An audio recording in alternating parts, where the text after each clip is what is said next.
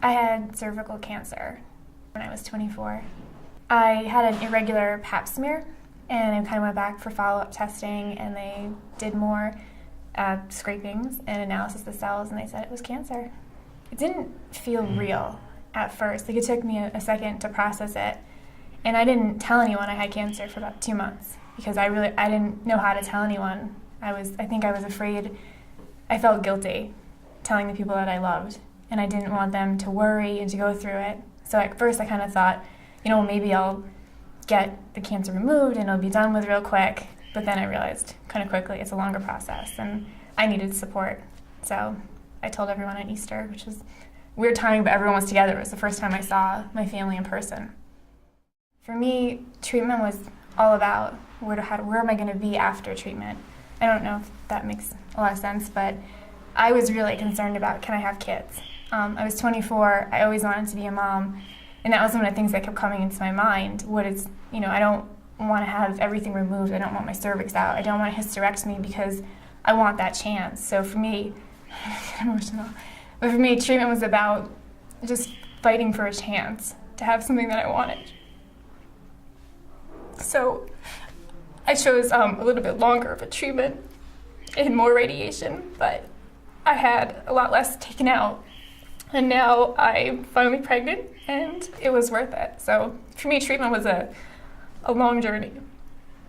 But I'm glad I did that, and I'm glad my doctor, who worked a lot with women who wanted to have babies and who had reproductive cancers, she was really good about, if we could take it out and you'd be done with it, or else if you have to fight a little longer, but it was worth it. So treatment meant for me a chance. Did I have a hard time finding information about cancer and the treatment? I did.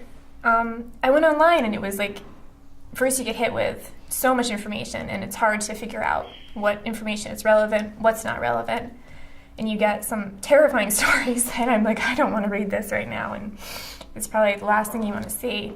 And then some information was just too medical. I didn't understand it because I don't have a medical background. So it was hard to get information for me. I think it's really important, though, to find out treatment options. I don't think there are a lot of good resources that tell you all of your different options for treatment. So I was lucky because I was in Boston, so I was at Dana-Farber, and they have really good doctors. So I had really good doctor who really explained to me different treatment options. And then I happened to have an uncle who works in the cancer research field. So he was a really good resource. But if I didn't have that, I would have had a hard time finding any kind of helpful information or support, really.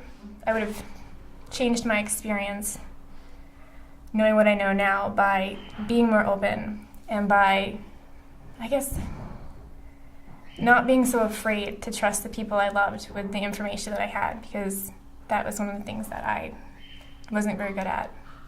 And I would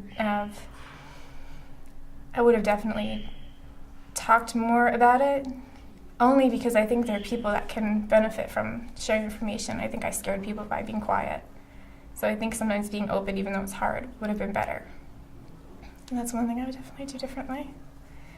I would tell someone who's going through the same experience or something similar to know your options, know what treatments are out there, and know what you want from it.